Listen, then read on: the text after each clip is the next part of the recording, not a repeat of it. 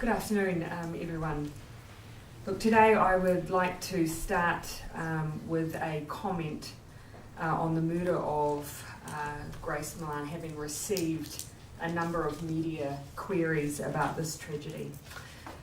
Firstly, I cannot imagine the grief of her family and what they will be experiencing and feeling right now. And my thoughts and prayers are with her father, David, who is in the country, her mother, Gillian, who cannot be here, and her wider family, friends, and loved ones.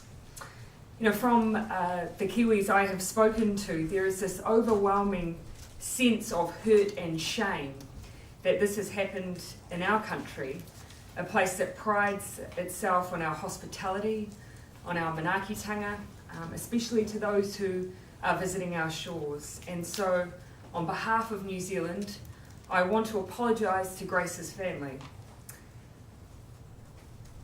Your daughter should have been safe here, and she wasn't, and I'm sorry for that. I've advised the family through the police that if there is anything we can do to assist, we are here to help with that.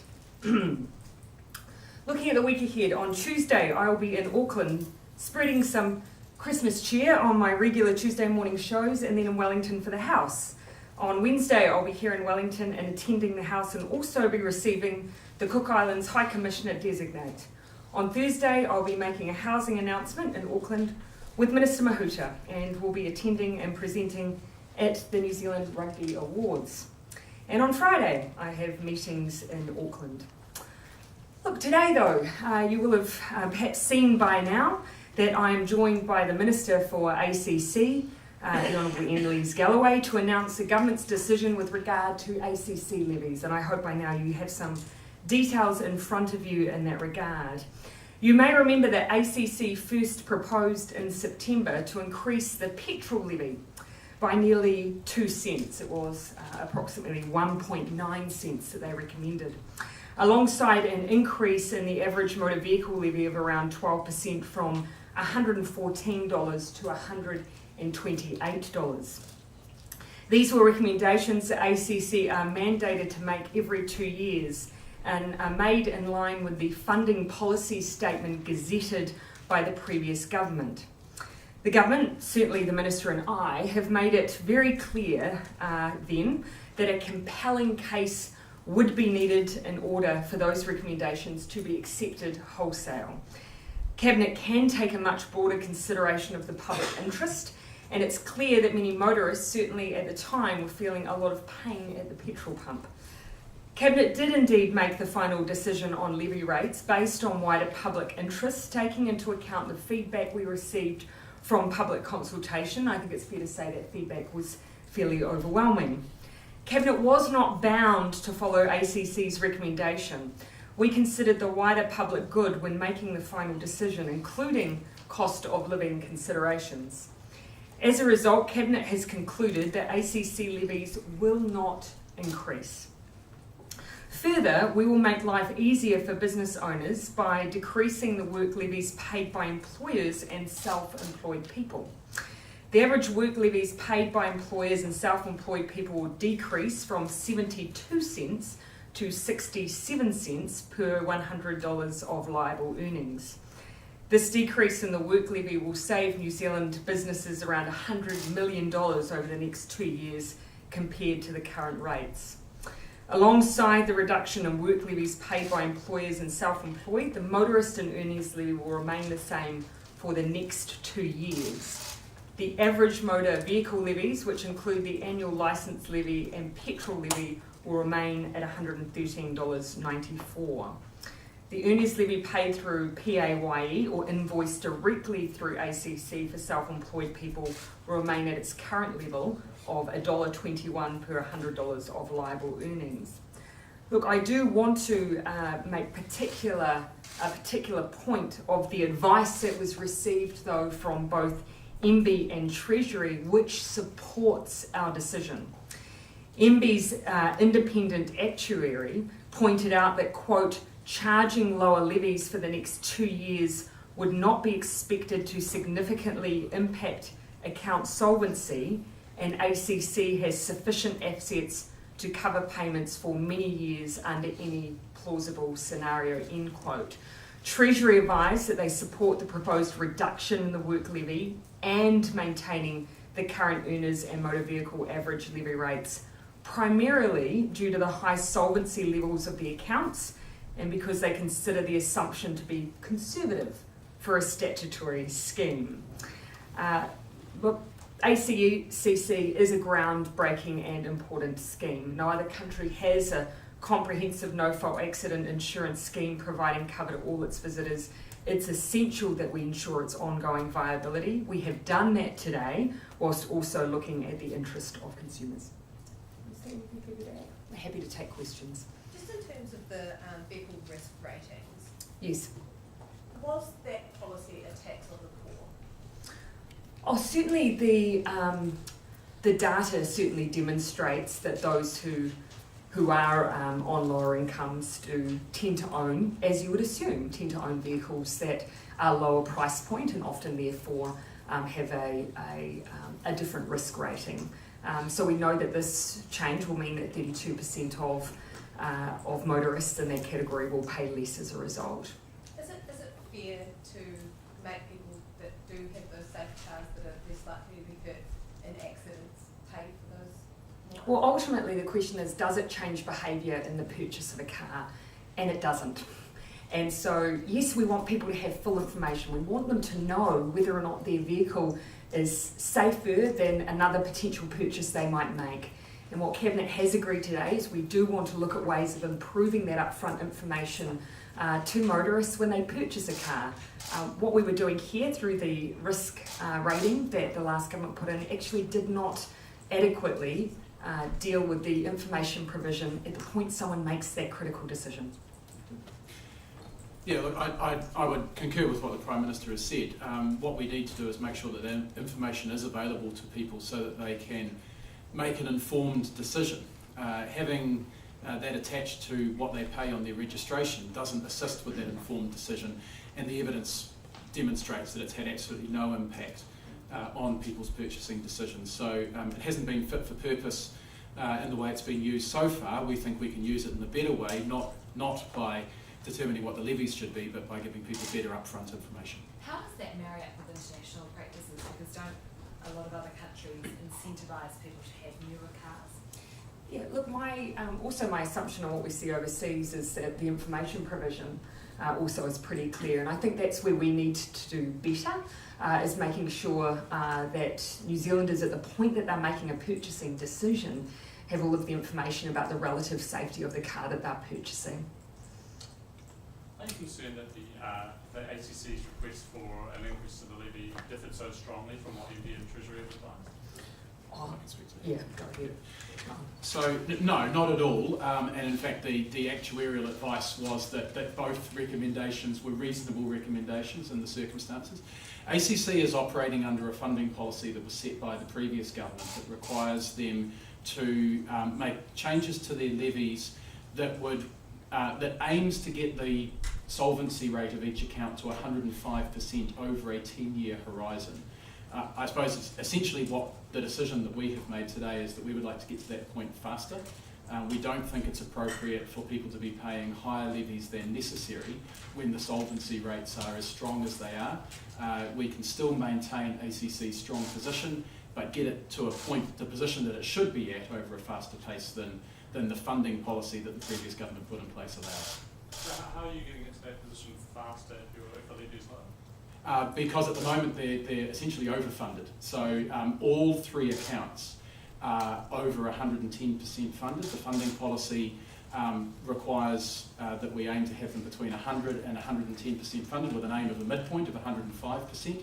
They're all over the 110%. So by keeping the rates as they are, we anticipate that will mean that the solvency rate will drop steadily over time, aiming towards getting it to that 105%. Prime Minister, you mentioned the payment at the petrol pump that people are feeling. How much did that and their tax on your government for those excise taxes and the regional fuel tax inform your thinking around the 1.9%? Oh, we're constantly mindful of the issue overall of the cost of living. Of course, here it's not just There it's or what's happening with the different accounts and of course registration. So we are of course mindful of cost of living. The issue here was there the justification, because we of course have to also balance making sure that ACC is in good shape.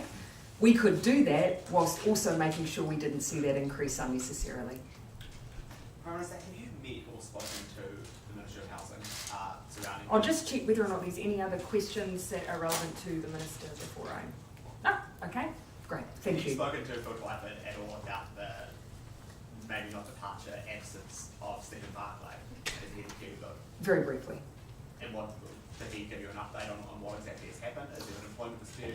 It is, the way that it's best characterised is that it is an operational matter, and therefore, unfortunately, I'm going to be very boring on this, and there's not much more than I can say on it.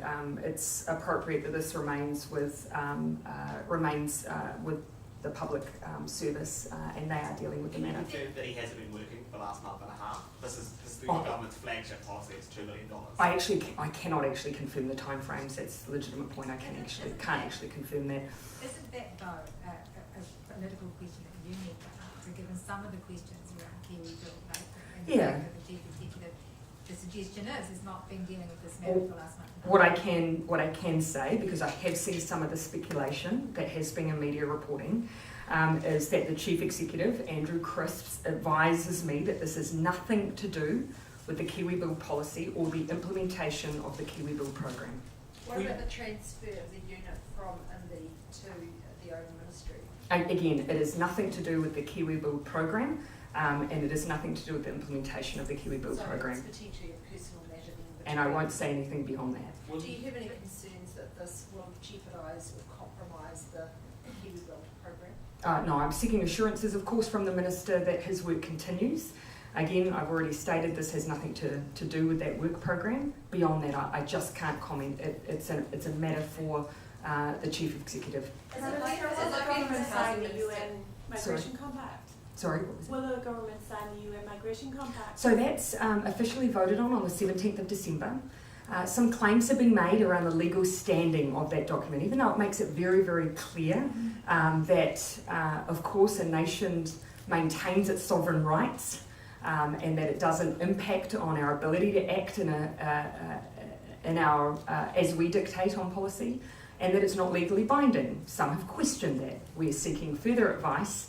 And again, as I say, it's not signed until the 17th of December. You have to indicate though, in the next 24 hours No, or so. it's a purely ceremonial what's being attended. The formal, my understanding is a formal vote takes place on the 17th of December. Is it fair for the housing minister to offer a no comment on Stephen Barclay's absence from the role because it wouldn't be appropriate for him to get involved? Yes, that is absolutely fair. When he publicly celebrated Stephen Barclay's appointment to the role, so he therefore commented on that before. Oh, I see that as completely different. These set of circumstances, it's just not appropriate for the minister or for me to comment. When do you think the So it's public the might particular know more? circumstances which make As it I've said, these appropriate. are matters that are not to be dealt with by us. When do you think the public might know more about what's going on? I unfortunately couldn't give you that timeline. There's been numerous. Again, I did advise you that I would be boring on this matter. Will you set an expectation for when the issue will be resolved? Like when will we know the outcome? I cannot set that expectation. This is a matter relating to an individual public servant, and it is to be dealt with by the Chief Executive. The government has commented on individual public servants and their suitability for roles, particularly in the Wally Homeheart case recently though, so how is this different from that? Again, this is a matter that has been dealt with by the Chief Executive. Again, I could get to the different statutory processes for those different appointments, but there are distinctions. Are the Is there state any services relationship at all right now? involved yet? Again, I'm not going to give any further comment other than to say that this is something that needs to be dealt with by, and appropriately by, the Chief Executive. Would you like it dealt with by? Again, there is nothing more I can say on this. This is not a matter for me. It is a matter for the Chief Executive. This isn't a sustainable answer though for the minister. And for It is all the only members answer I can give. But I have highlighted, as there has been some interest in this question, that it has nothing to do with the Kiwi Bill policy. It has nothing to do with implementing the Kiwi Bill program. Will you therefore urge the Ministry of Housing and Urban Development to release a statement that actually gives us any information? And that is, and as I say, it is a matter for them to manage as they see fit in the way, including in the way that they deal with any line of questioning. But there's three branches of government here that I have shut understand down on that. it. What do you expect the public to think? Again, the public speculation has been on an area where I've given clarification. Beyond that, it's not for me to comment on an individual public servant here. In this case, it needs to be dealt with by the Chief Executive. Do you have any concern over the public's sort of confidence in Kiwi Build if you know, if that No, because as I say, I've clarified that this is not related to that program. Do you think the Housing Minister is doing a good job of running Kiwi Build? Yes, I do. What did you make of National attacking the Global Compact? Like, was that a surprise for you? Yes, particularly given that they signed up to instigating it. Do you think pulling out of it would put us in company we might not want to be in? Look, that's. I mean, you're asking me about National Party policy, and really, it's for them to justify their positioning. But you're now indicating that you're kind of reviewing the decision to decide. No. What I've indicated is that we've sought further advice because some claims have been made, and we're seeking advice on that to demonstrate whether or not that's correct or not. Has your Prime Minister committed to signing it? I've just given you the view of what we as a government have put forward and the work we plan to do in the lead up to it being it needing to be signed by various countries on the 17th of So New December. Zealand First will ask. This is not about individual positions. This is the work program that the government's undertaking. But it's Yeah, fair to but say it that needs the New before Zealand National... First vote, don't you need their support? This is a decision that we've been discussing as a cabinet. I don't see this as being an individual party position. As I say, I've presented the government's view. On the issue of making the National says that you're spending $700,000 a day on inquiries. Yes, I saw that. Well, what do you say to that? I said they're wrong, Barry, and I said they was wrong. I said they were wrong the first time that they said that as well. Look, there has been a tally. I think that we might even be sharing that with you. The State Services Commission has been keeping an official record, of course, as they're interested in the various bodies of work that we have going on across government. Their tally at the moment reads that we've got 8 inquiries underway, there's been 20 reviews, we've got 13 advisory groups. That takes us to about 41, and I think we might be circulating what they've, well, we will. Look, I'll share that with you. Look, some of the things that have been included, and look, this is not a comprehensive rebuttal, but some of what they've included has, for instance, included the cost of the Royal Commission into abuse and state care. Look, if they don't see that as an appropriate commission to undertake, then that's their prerogative. They've included the cost of Pike River recovery. Again, if they don't wish to undertake that piece of work, then that's for them. But those are 2 significant parts of the costs that they have used, and I would argue are things that broadly have New Zealanders' support. So what are you spending a day? What are we spending today? I'm giving you the number of what's underway. I don't, Barry, have a breakdown of the cost of those individual ones that are on that tally, but it's fair to say, given that they claimed we have 206 underway, I would obviously dispute that. Some they have included that are basic business as usual, work that you just do when you're in government. So, yes. On the announcement this morning about opening up MPs and ministers' diaries. Yes. Why have you decided to do that? Look, yes, there's been interest in these questions, and we do receive a number of requests. This is one way we can simplify that process and also give some transparency around what ministers are doing day to day. Do you think it's necessary to hold them to account for what they're doing? But just broadly speaking, that's already happening, to be fair. Each of us receive a number of written questions around what we're doing on a daily basis. This is a way that we're able to bring that all together and just release it as a matter of course. Why did it take so long? There was talk about doing this about a year ago, I think, initial discussions. Yeah, there have been, we've done a little bit of work on how we can simplify the process because, making sure that we're undertaking it in a way that, eases a bit of the administrative burden. You'll know that we received thousands of written questions. We've received, if my memory serves, more in 1 year than we put in 3 years. So it is about trying to streamline the process we use for this as well. And so there was a bit of that involved too. Would you consider opening up the diaries of your MPs that are not members of the executive? Oh no, look, the Official Information Act, for good reason, has not applied to MPs. And there's good cause for that. So no, we're not implying a change in the way that the OIA is applied here. Where is the line going to be for ministers who might also be MPs? Grant Robinson might attend a Wellington event where he is presented as the Minister of Finance, say. Is that going to be included?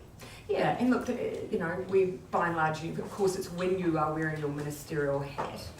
So those are things that are included, and that's as it should be. So when you're acting as a minister, that's what should be included in the So does that diary. include fundraising? I'm not going to get into individual bits, but by and large, the OIA doesn't apply to party events and LEC meetings and things like that. Given How how should much New immigration Zealanders ministers respond to or grapple with the murder of Grace Millane? How? How should they respond?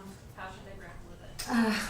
You know, I think we've probably already seen the response from New Zealanders and how they're feeling about it. And the overwhelming sense I get is that, you know, this is something we feel immense heartbreak for the family, but also, you know, the sense of collective shame. You know, we pride ourselves on being a place where people are welcome and where they're safe, and that hasn't happened in this case. And so I feel the sense that New Zealanders are carrying it quite personally.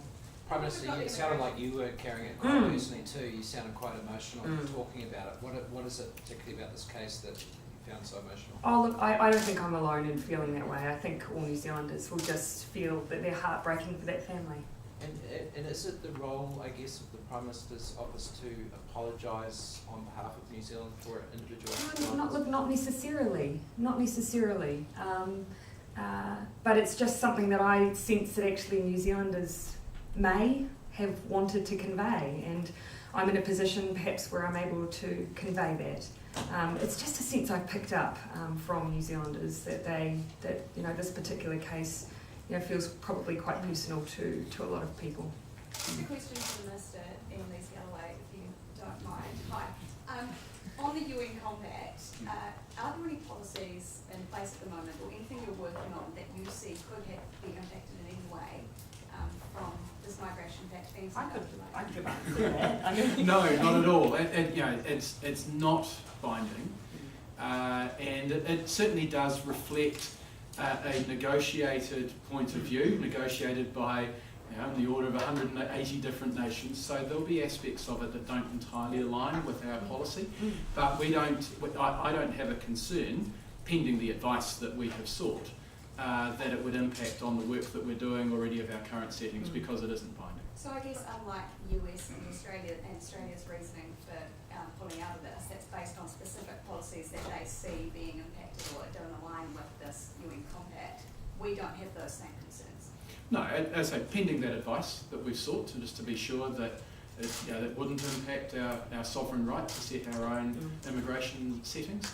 But certainly as far as we can see, that's made quite clear in the document. we would not sign an agreement that did not give us control of our own immigration settings.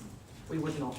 Prime Minister, on a different issue, the Children's Commission wants to index benefits for children with wages and price inflation like we do with super. Is that something that you would look at or consider? Oh, as you know, the expert advisory group that we have underway is looking into welfare issues. They're considering a whole range of issues. But otherwise, look, you know, the Children's Commissioner is rightly raising that we have a number of children who are living in households where there's just not enough to get by. That's something, of course, is of concern to this government. We're legislating that we have to lift the number of children living in poverty and lift the number of children in poverty out of poverty. So obviously we're focused on it, but there are a range of ways to do that. We're still really looking at different advice on some of the options. On that issue, ideologically, the demand for on that issue, ideologically, people have defended in the past. They said super is something you earn over your lifetime, and that's why it's indexed to wage growth, and benefits are not. So that's why they're indexed to something else. Do you agree with that view, or do you think that doesn't really help? I think it's actually ultimately about having a workable system where a safety net is a safety net that people are able to adequately survive on. And some argue indexation is the way to maintain that, and some argue that there are other ways that you can do that. That's why we've ultimately had the Welfare Working Group doing work in this space. The Auckland City Mission says that demand for food parcels is up 27% on last year.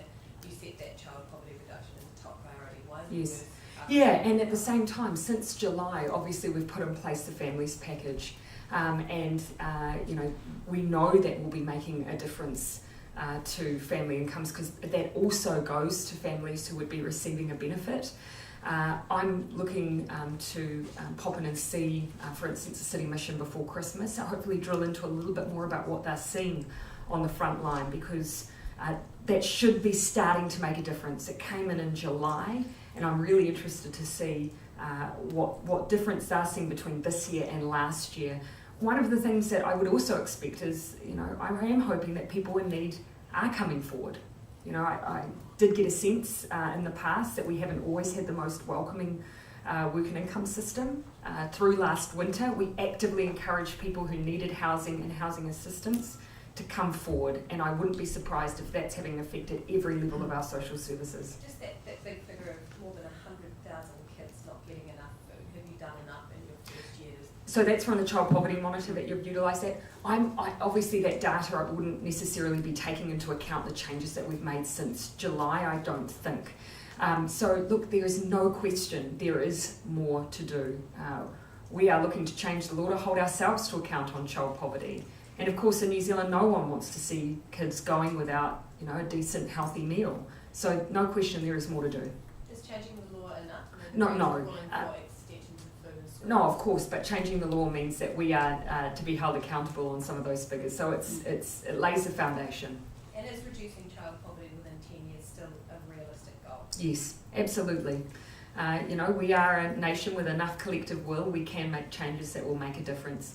The Families Package was the start. More than 380,000 families who on average, once it's fully rolled out, will be receiving an extra $75 a week. And you ask any family, that's a big difference. When will the public get certainty and clarity? I'll make this the last question, thanks Toby. When will the public get certainty and clarity around the Stephen Barclay? That's a question for the Chief Executive. Okay, thanks everyone.